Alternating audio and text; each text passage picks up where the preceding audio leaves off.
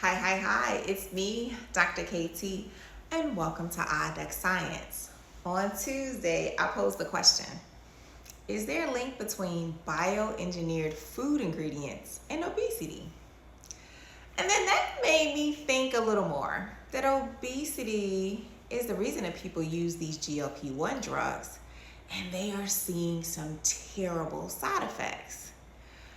And then I began to think, if we can figure out one, or if we can stop one, can't we stop the others? Well, the short answer is there isn't enough evidence to say that there's a link between obesity and bioengineered food ingredients. What can be said is that most ultra-processed foods, aka my peanut M&Ms and the crackers from the grocery store from the other day that I desperately wanted, puts us at a higher risk of being obese. Now, let's look into the second part of my question. And the only way we can do that is by defining the science. Let's define what obesity is and the drugs that are being prescribed to treat it.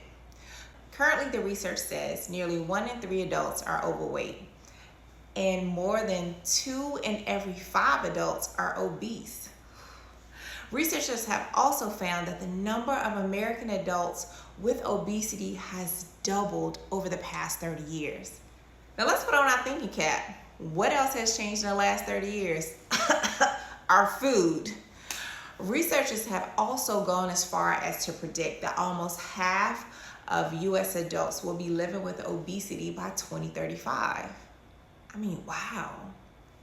So you know what this causes? This allows scientists and pharma companies to come up with ideas and think tanks rather than fixing the initial problem, but coming up with a pill, an injection, a drug that addresses the epidemic. So let's get into these drugs. So GLP-1 agonist, what that means is GLP is a hormone that we normally produce in our body, and since we're adding an agonist to it, we're working with it. So it is simply a drug that targets your brain to say, girl, you are full. And it does this, or we call it the mechanism of action, by shooting up your insulin production, which means your appetite decreases because, again, your brain thinks it's full. There are many types of GLP-1 agonists. And if you think about it, you may have heard of them in the news. Ozempic, Wegovy, Trulicity, Mounjaro. All of these are name brands, but they're all GLP-1. So if you think about GLP-1 being a sneaker, and then Wegovy being Nike Vapor Maxes, and Ozempic being some Pumas. All of them are a name brand that belongs to a bigger group, which is the sneakers. Okay, now that we understand these drugs and their brand names, let's get into the scary part that I don't think we're talking about, which is these side effects. Now, remember, the whole purpose of this drug, or its mechanism of action, is telling your brain that you are full. So you're not eating as much, which means you're not getting as many nutrients. So the body tends to be a genius as it is, and it goes into survival mode, and it starts to pull nutrients from whatever place it can get it from.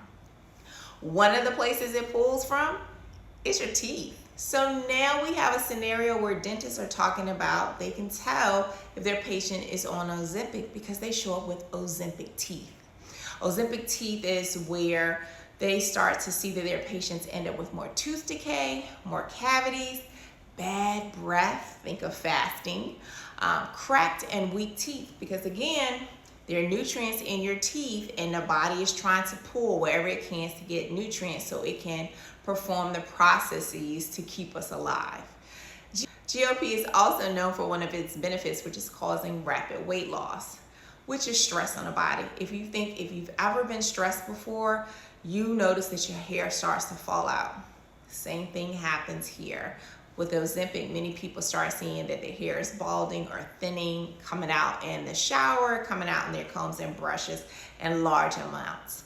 Now, there's another side effect that I don't think is talked about, and I think because it has to deal with women, and that is vaginal dryness. And it's because GLP-1 agonist is altering the hormones in the body. So oftentimes, altering one hormone creates a domino effect and alters others. And then intercourse becomes very painful. Some other serious side effects are blindness. Blindness.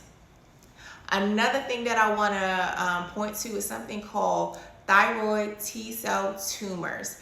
These tumors have created a black box warning, which means, hey, we're telling you there's a good likelihood that this drug is going to cause a tumor. Now, let's jump into the 3Ds, my favorite part.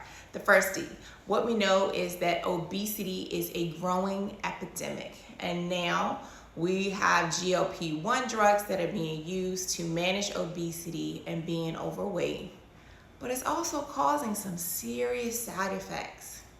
All right, second D, diversify. How does this affect my community, Dr. KT? Y'all, obesity is costing us about $1.4 trillion in medical expenses. You already know, this is gonna make me scoot in.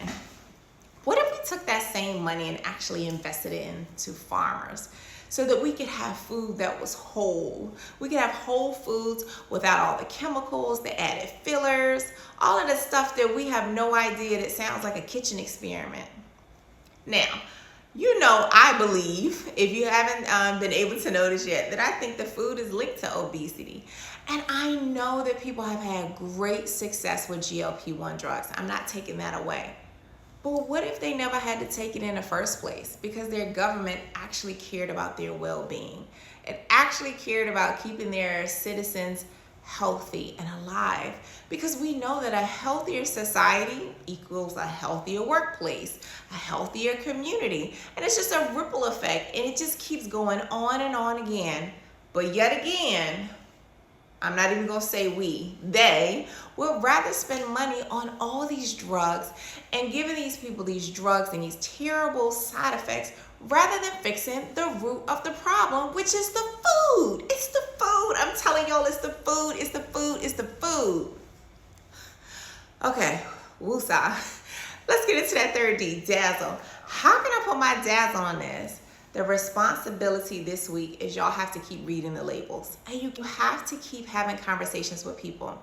It comes up in common conversation with me. Anyone knows, they're around me, they're like, oh my goodness, she's looking at these labels. What are we not going to be able to eat? It's because I love y'all and I want to protect y'all. I was at my family reunion and my sister was trying to offer me a piece of gum and I was like, nope, I don't want any. I was like, it has a bioengineered ingredient and it has microplastics in it. And she was like, oh my God. So having these conversations in a normal, interactive way makes people conscious. So keep talking about these bioengineered ingredients. Let's keep making noise so people understand the risks that are associated so they can make better decisions. And you know what I want you to do, the most thing that I want you to do is share the science of what you're learning right here. That's all I did my entire family reunion. Like, y'all need to follow me. I want y'all to understand this information, not just for the followers, because I want to educate our community one ODDDUCK scholar at a time.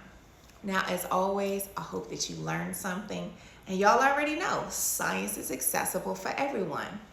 So until next time, have a glorious day.